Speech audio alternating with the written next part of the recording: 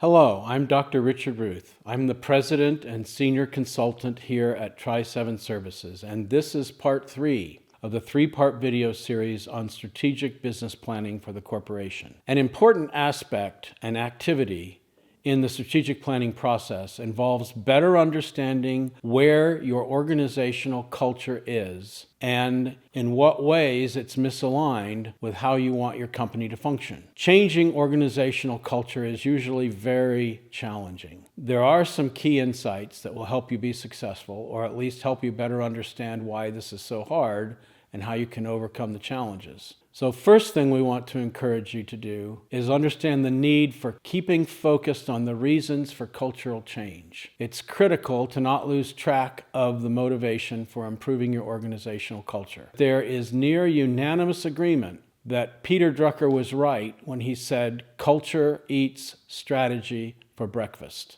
Organizations that are culturally aligned with their mission and their goals just about always outperform the competition, no matter how good their strategic planning is. This doesn't mean an organization should ignore developing and implementing a good strategy, but the elephant in the room is culture. Getting the culture right is part of what great strategic planning should be addressing. If you are culturally misaligned, your strategy will continue to be anemically executed, no matter how well you've planned and organized and resourced it. Culture is the primary driver of performance, so great executives focus primarily on improving organizational culture. One can hardly be a great leader without staying focused on improving culture. And don't attempt to delegate this. Senior leaders are the primary influencers of culture. So the next insight that we want you to think about, is this a matter of behavioral norms or organizational values?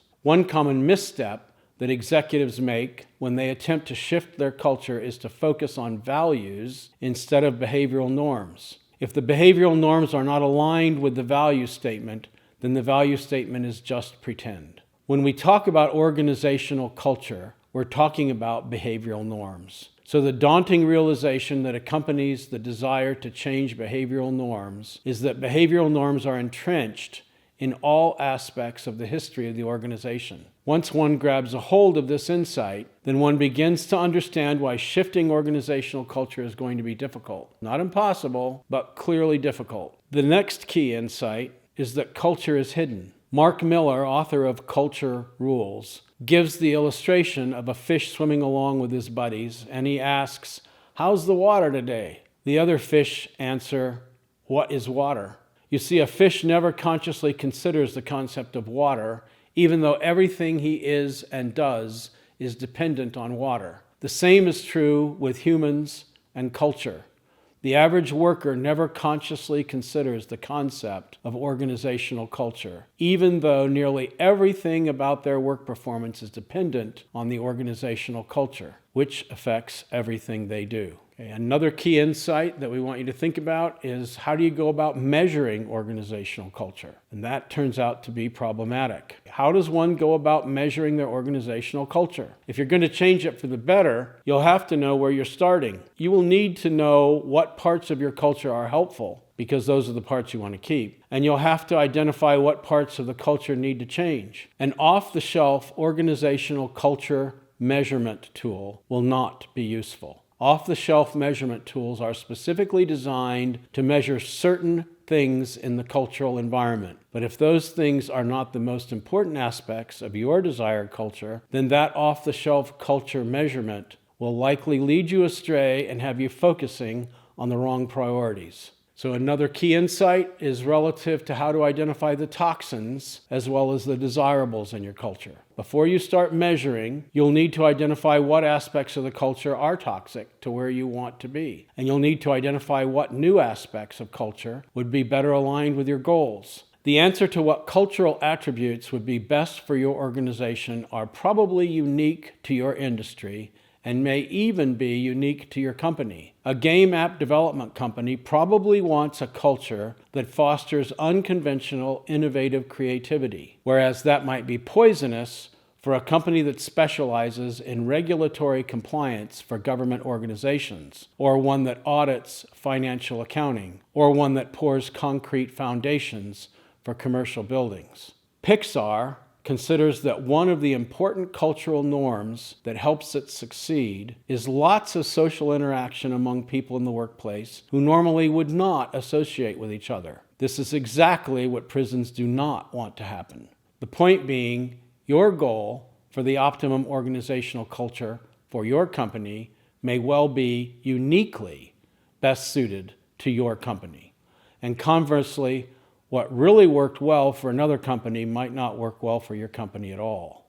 Another key insight that we want you to consider is the importance of getting a coach. Since you're probably not the best one to assess your own culture, remember the fish in the water? You'll probably need some objective outside consulting or coaching to help you develop a goal culture that works well for your organization. There are hundreds of knobs and dials that can be turned to fine-tune an organization's culture. Do you know what they are? Do you know how to tell which ones are the most important for your company and its mission? When you finally figure out what the gap looks like between where you are and where you want to be, do you know what you should be doing to effectively close that gap? It will not be obvious, and again, you will want to have some good executive coaching for this phase of your organizational transformation. There are 3 steps to cultural transformation. A competent coach will help you in these 3 areas. Number 1, motivating your organization to adopt your vision of where you want them to be. This is a vision-casting leadership challenge, and respecting culture shifting, it never ends.